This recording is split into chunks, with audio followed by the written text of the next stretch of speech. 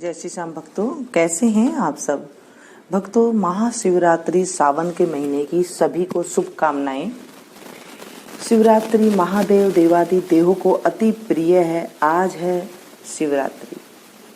शिवरात्रि साल में 2 बार आती है। एक तो आती है फागुन के महीने में और दूसरी आती है सावन के महीने में। आज के दिन जब हम पूजा पाठ करते हैं तो अति फलदायक होता है, अति फलदायक, अति शीघ्र फल मिलता है हमें।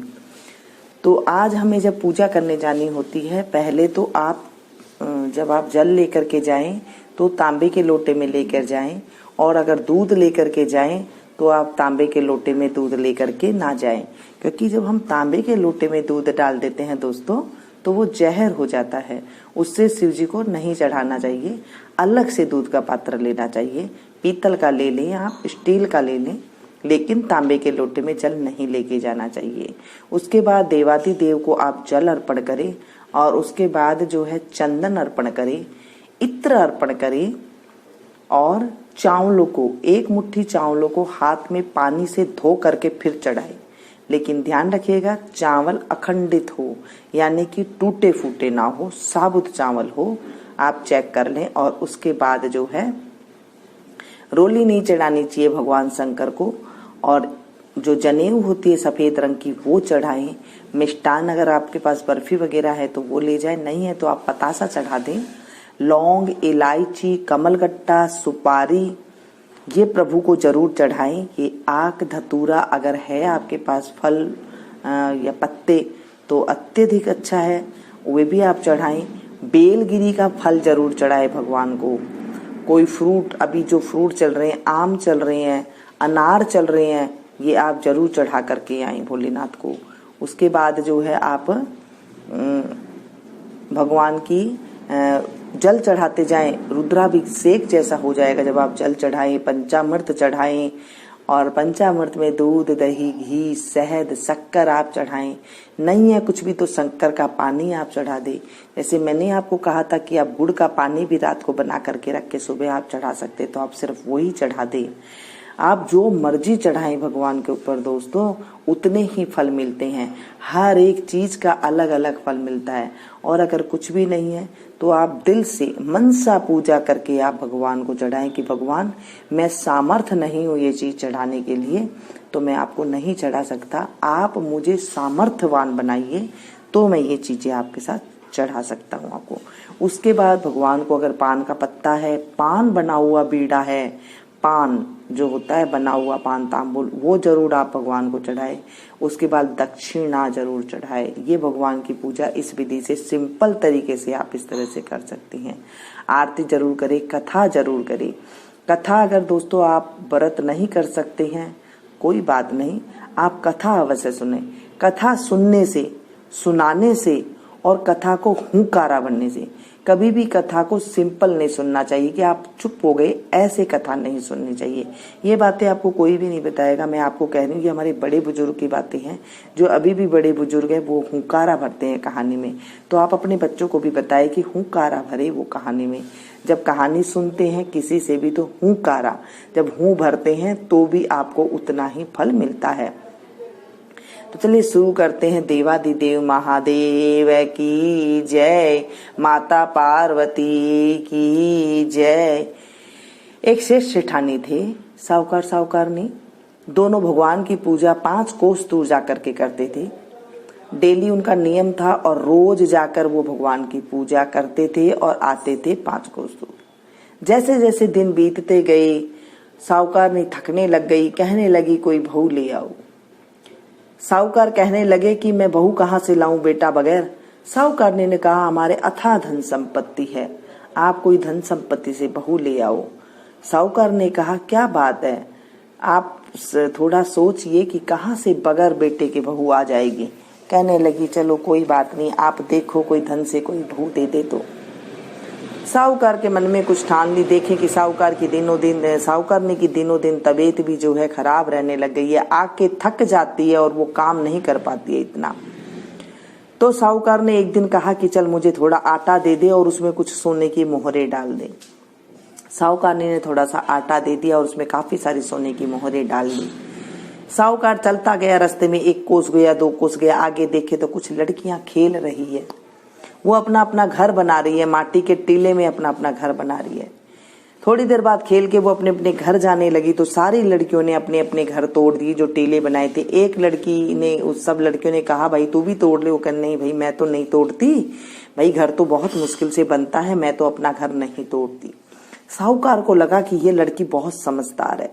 साहूकार उस लड़की के पीछे पीछे उसके घर चला गया। सारी लड़कियां अपने अपने घर चली गई। जब साहूकार उस लड़की के घर गया तो कहने लगा कि बेटी मैं बहुत दूर से आया हूं और मुझे कुछ खाना खिला दो। तो लड़की बोली मैं मेरी माँ से पूछ करके आती हूँ फिर बताती हूँ। कहने लगा माँ कोई बटाऊ आया है, कोई मेहमान आया, वो कहता है कि भाई मुझे खाना खिला दो। माँ ने कहा बेटा अपने कहाँ खाना है, अभी तो मुश्किल से रोटी पड़ी है, तो देख ले अपने घर में तो मुश्किल से रोटी पानी बनती है। गरीब बहुत थे वो।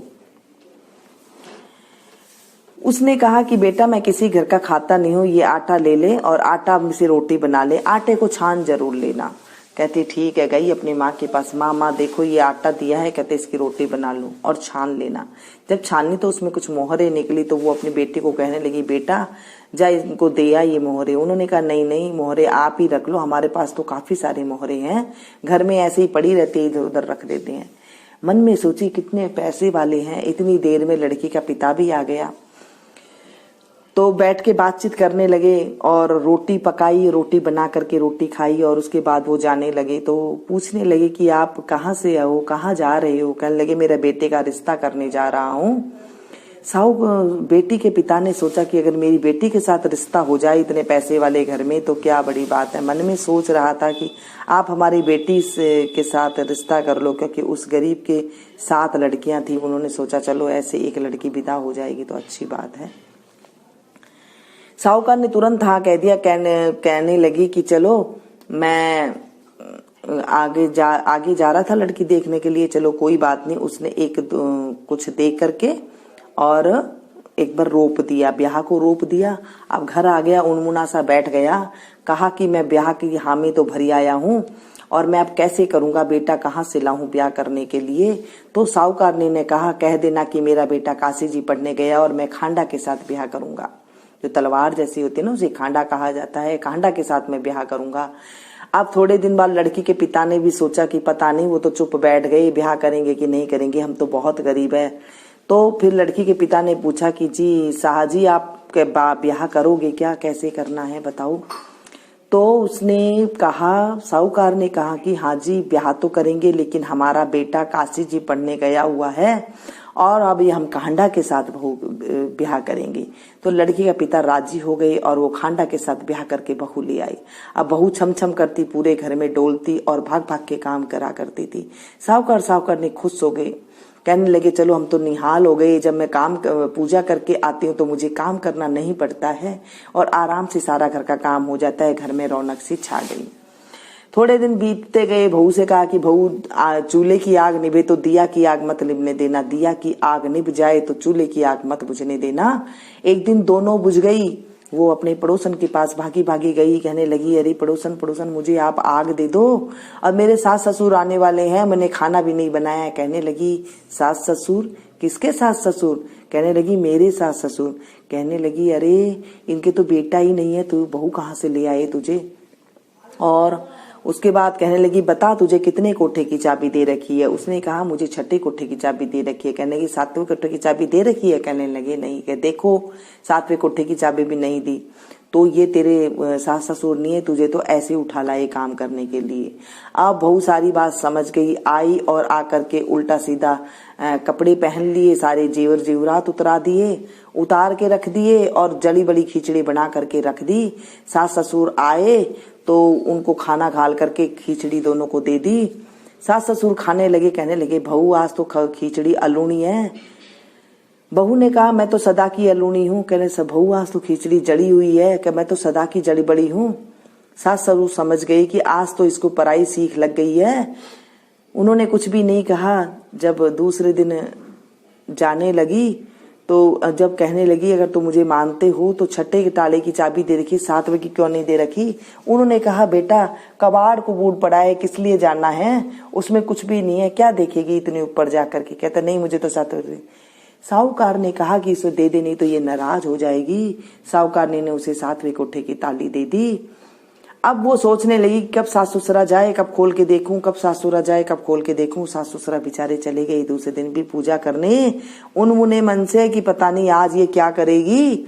जब चले गए तो पीछे से भाग करके ऊपर गई और सातवें कोठे की ताला यानी कि सातवें मंजिल के जब उसने गेट खोले तो देखे कि शिव पार्वती बैठे हैं, गंगा यमुना तुलसा बह रही है, तुलसा पीपल उगे हुए हैं, एक सुंदर सा कंवर बैठा हुआ पूजा कर रहा है।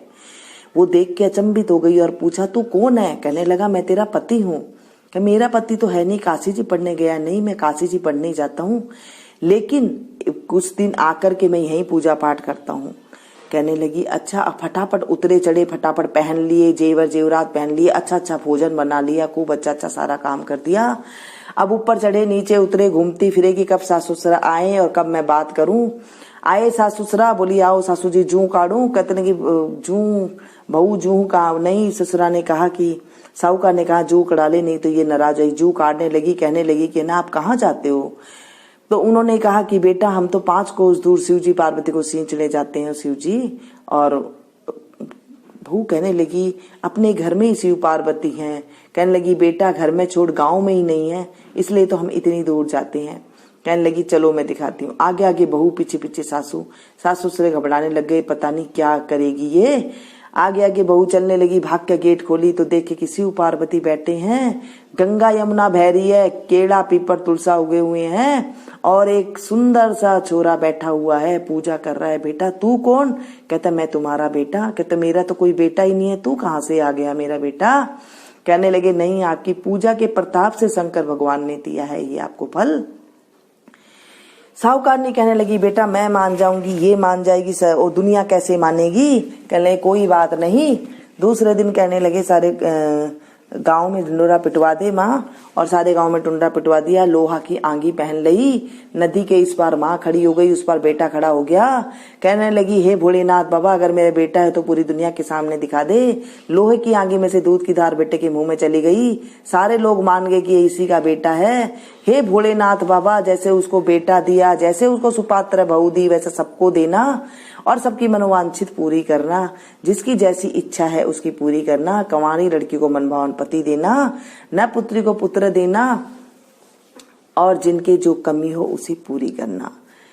इस कहानी को जो सुने सुनावे और जो हुंकारा भरे उसकी सारी मनोकामना पूरी करना। हे देवादिदेव महादेव जैसे उस साहूकारनी को दिया वैसे सभी को देना और मनोकामना पूरी करना।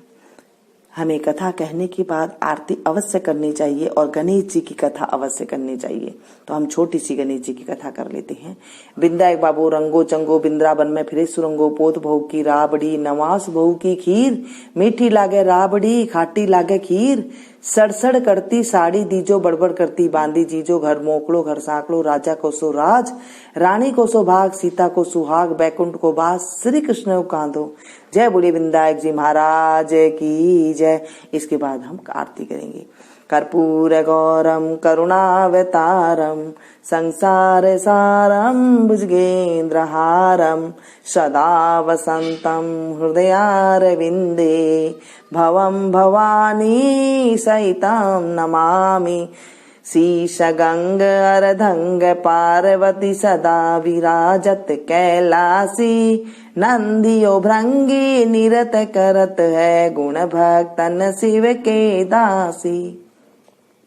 शीतल मंद सुगंध पवन जहाँ बैठे हैं शिव अविनाशी, करत गान गंधर्व सप्त सुर राग रागनी अति गासी।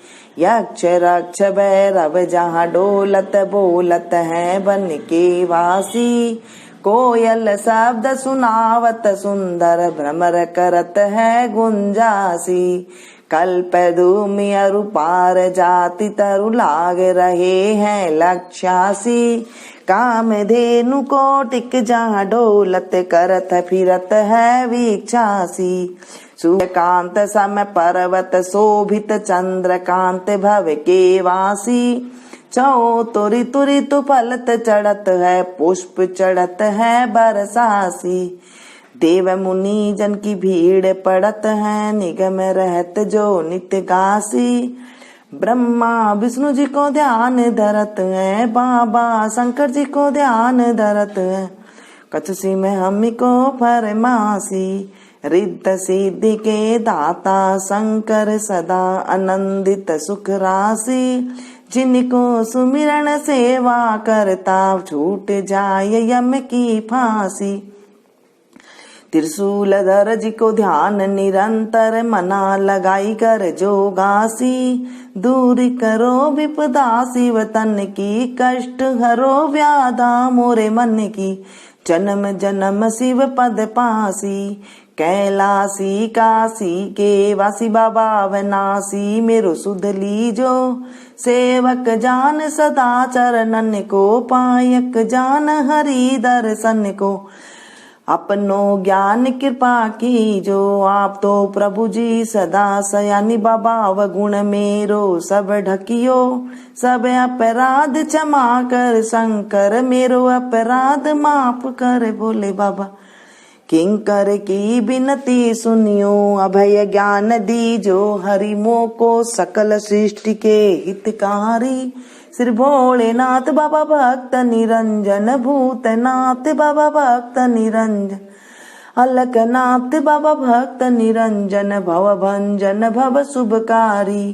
काल हरो हरि कष्ट हरो हरि दुख हरो दारिद्र हरो। नमामि शंकर भवानी बोले बाबा। नमामि शंकर भवानी बोले बाबा। हर हर शंकर आप शरणम। सेवा पूजा बंदगी सभी तुम्हारे हाथ। मैं तो कुछ जानू नहीं तुम जानो रघुनाथ। सिंह चढ़े दुर्गा मिले गरुड़ चढ़े भगवान। बैल चढ़े शिव जी मिले तो पूर्ण होए सब काम। सदा भवानी दायनी सन्मुख रहत गणेश। पांच देव रक्षा करे ब्रह्मा विष्णु महेश। सांब सदा शिवाय नमः। बोले शंकर भगवान की जय।